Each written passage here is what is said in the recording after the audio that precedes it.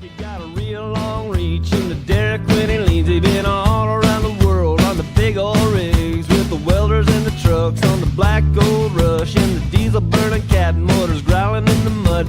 You better hire him on. He's the roughest neck around. He got the power in his hands to pull the dragons from the ground. Yeah.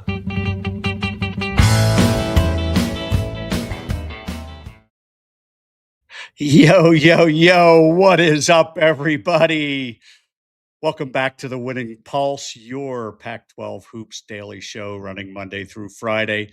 I'm Steve Ivy. You're watching the Crackers College Hoops channel. Hopefully, you all had a great weekend watching playoff basketball, playoff hockey, anything else you might enjoy. Hey, today we're going to talk about a coach who's turned the valve on a legendary pipeline. Ben Jacobson, who came to Utah State from Northern Iowa, is reopening the College of Southern Idaho and Snow College route that helped build a Stew dynasty a few years ago at Utah State.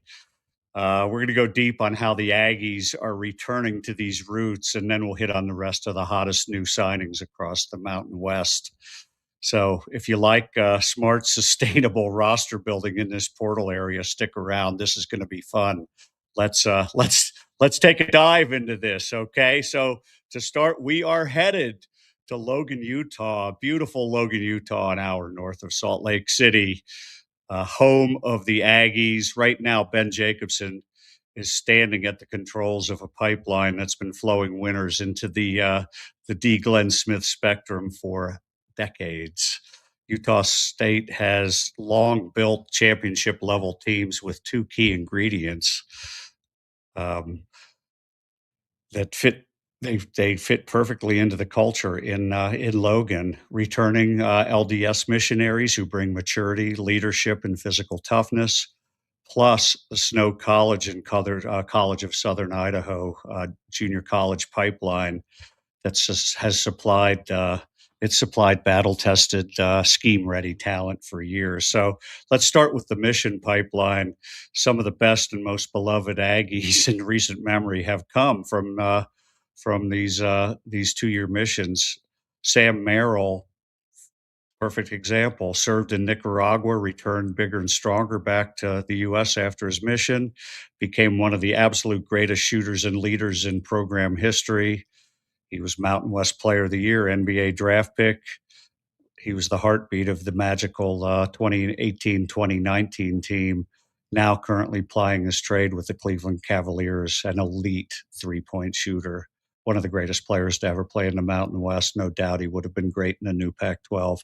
Another one, Justin Bean, served his mission in the U.S. in Reno, I believe, and then walked on, developed into a double-double machine, one of the toughest, most productive forwards that Utah State has had in recent years.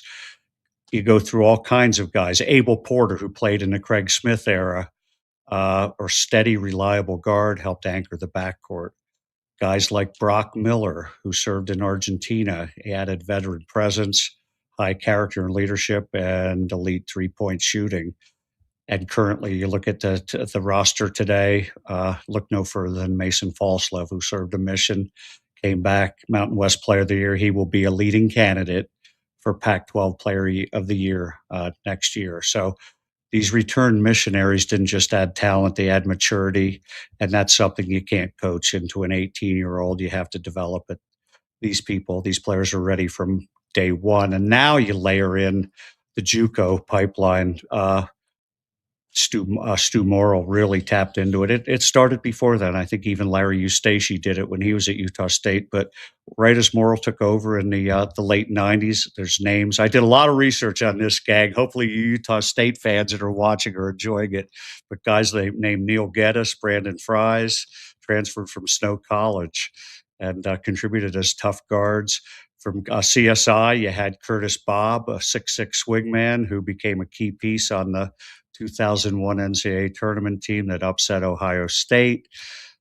Young man named Cardell Butler, who came through CSI and brought explosive athleticism to Logan. More recently, Drake Allen, who just finished up and led the Aggies in his 2 years to two NCAA tournament bids. He started at Snow College. and had averaged 12, 13 points a game, 6 assists, 5 rebounds.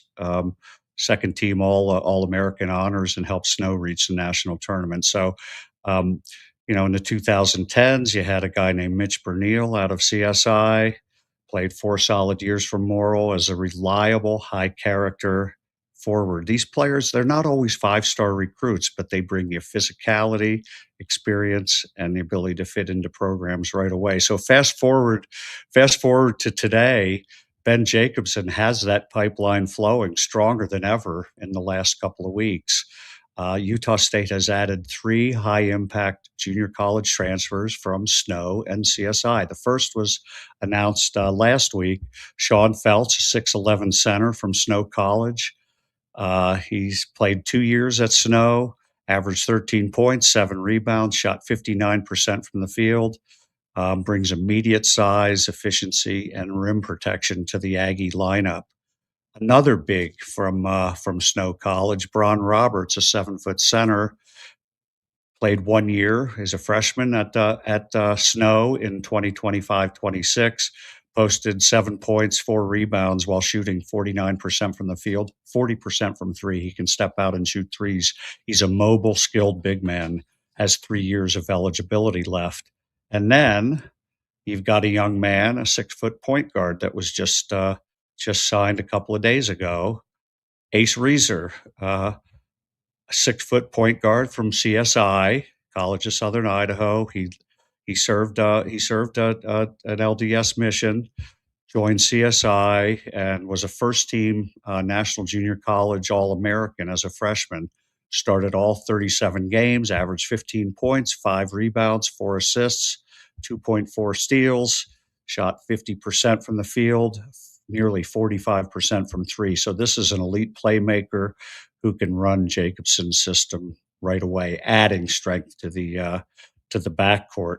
We're also seeing other continued investment in local Utah prep players going on the LDS mission route. Guys like Bryce Mella and Jax Allen, who will come back older, stronger, and mentally locked in. Jax Allen, by the way, the younger brother of Drake Allen. So classic, proven Utah State squad building, maturity from returned missionaries, battle-tested JUCO talent from Snow and CSI. It's not always the flashiest approach, but it's sustainable and it builds real culture and depth in today's portal-heavy era. It's exactly how you compete. I really believe that, and win year after year. I think this is going to be a winning strategy in the new Pac-12. So let's uh, let's let's move on. Let's get to the quick hits. The rest of the new signings. Big moves in the last few days across the Mountain West. Let's go. Laji Dembele from UNLV to Washington State, a 6'8" forward who averaged 5 points, 4 rebounds, and 1.4 assists in 2025-26 for the Runnin' Rebels, shot 37% from the field. Limited action. He suffered from injury. A big who can step out and shoot 3-pointers. So he gives floor spacing and physicality. Washington State, the Cougars have added some experienced front court depth. I'm not going to go a show without mentioning Masamba Diop, 7'1" freshman center from Arizona State, who visited Gonzaga last weekend and then visited St. John's this weekend. Of course, right before the St. John's visit, he was rumored to have committed to Gonzaga. Then on the St. John's visit, rumored to have committed to St. John's and Rick Pitino. He's a really, really good freshman. A rising sophomore, posted about 14 points a game, 6 rebounds, 1 assist, 2 blocks, gives the rim protection, inside presence that any top program is looking for. He would be a massive add to the Zags, moves them from not just Pac-12 favorites to a much more prominent position nationally. Everybody is awaiting his announcement. The belief is it could come today. If it doesn't come today, I wonder, and keep an eye on this. It could mean another team is involved. You never know, gang. These guys. This is a good player, but he's hunting a paycheck, and you're talking about millions. So anyway, let's keep an eye on that. Then let's go to the Mesa. Let's go to San Diego State. San Diego State landed Luka Skoric, a 6'9" Croatian forward who in the 2025-26 season played for a team named Sabona, averaged 6 points, 3 rebounds per game in domestic and European play. He's an older forward. Aztecs are adding international talent. This is similar to the signing we saw at New Mexico last year with Tomislav Buljan from Croatia as well. If they hit the jackpot with Skoric, if he hits like Tomislav Buljan did with New Mexico, this is a jackpot player. So keep an eye on it. So other news: Boise State guard A.G. Neto has announced he's returning for his sophomore season. 6'2" guard from Angola appeared in 32 games for the Broncos. As a true freshman, averaged 4.3 points, 1.4 rebounds, 1.9 assists. A solid young piece locked in for the Broncos as they retain. It added to their retention. They have a lot of good young players. They're going to be adding more and more from the portal. And then I want to mention this young man, Jack Keel from who is a freshman commit to Gonzaga. This is a very, very important player to Gonzaga's hopes in 2025-26. A 6'5" guard who plays for Alba Berlin in the first division of Germany, a very, very top European league. He declared for the 2026 NBA draft. He put up strong numbers overseas, playing for a real top team in Germany. 12 points, 3 rebounds, 4 assists. He's a very talented young prospect. This is a test of the pro waters. This is not a guy, I don't think he's going to be a lottery pick. This is more one of those seeking evaluation. A lot of guys do this. My guess is he's coming back to Gonzaga, but I wanted to mention it. There's always the chance that he stays in the draft. It would be a big loss for the Zags, but I don't expect that to happen. This is a very, very important player to the Zags' future hopes. So plenty of movement, but it is slowing down, and some of the speculation is it's slowing down because of the 5-for-5 rule. The NCAA is talking about passing a new rule that would give players 5 years to play 5 years. The belief is it might grandfather in players who ran out of eligibility, and they may be back for one more year. People believe that there are teams maybe holding out. I don't know if that's copium or if that's true. But anyway, it's just something to keep an eye on. So let's get to the let's see if there's any comments out here. Let's take a look. First, Hickory Doc. Here we go. Thank you for breaking down the inner workings of team building in the Pac-12. Appreciate it. I'm having fun doing this, and believe me, as I cover the league, this helps me learn the rosters. This helps me get up to speed. Remember, Steve, it's not the Mountain West. It is the Pac-12. We have a new logo too. So. We'll talk maybe more about that. I'm a marketing guy. Everybody gets hung up on logos. Rebranding is rebranding. The logo is just a small piece of it, gang. Don't get hung up on logos. Some rumblings about UCLA, Stanford, Cal considering coming back to the Pac-12 for hoops only. Any chance of that happening? I don't see it. Costs catching up with these programs for travel.